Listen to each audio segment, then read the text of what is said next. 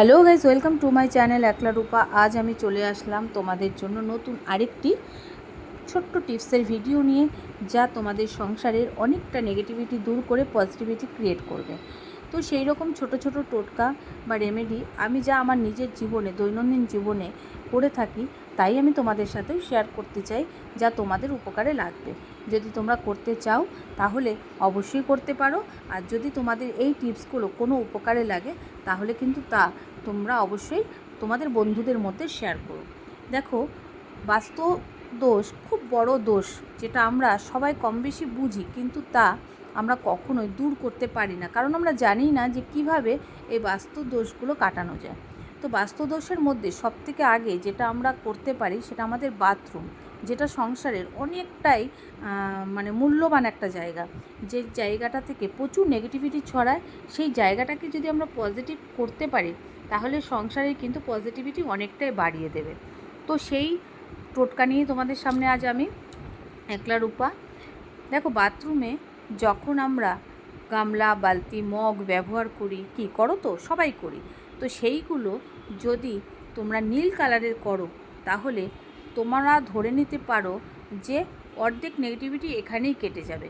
কারণ নীল কালার বালতি বা নীল কালারের মগ বা গামলা ব্যবহার করলে পজিটিভ সাইন গ্রো করে। কখনোই ভুল করে বাথরুমে কালো গামলা, কালো বালতি বা কালো মগ ব্যবহার করবে না।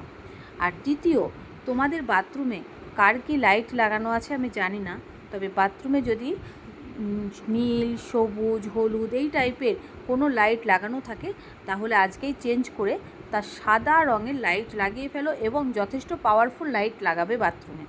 এটাও কিন্তু একটা অনেক বড় ফ্যাক্ট, যেটা নেগেটিভিটিকে দূর করে।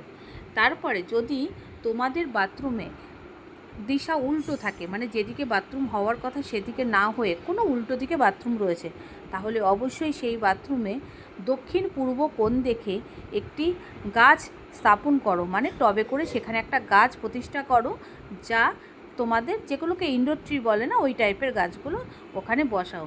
তাহলে দেখবে তোমাদের সংসারের 99% নেগেটিভিটি দূর হয়ে পজিটিভিটি তোমাদের সংসারে বিকাশ করেছে। তো আমার এই টিপসগুলো যদি তোমাদের উপকারে লেগে থাকে তাহলে অবশ্যই আমার এই চ্যানেলটিকে সাবস্ক্রাইব করবে। আর যদি তোমরা এরকম টোটকাগুলো জানতে চাও তাহলে কিন্তু অবশ্যই কমেন্ট বক্সে তোমরা কমেন্ট করবে।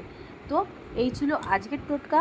আবার নতুন কোনো টোটকা নিয়ে, নতুন কোনো ভিডিও নিয়ে আমার সাথে আবার তোমাদের দেখা হবে। তো আজ এই পর্যন্ত, চলো টাটা, বাই।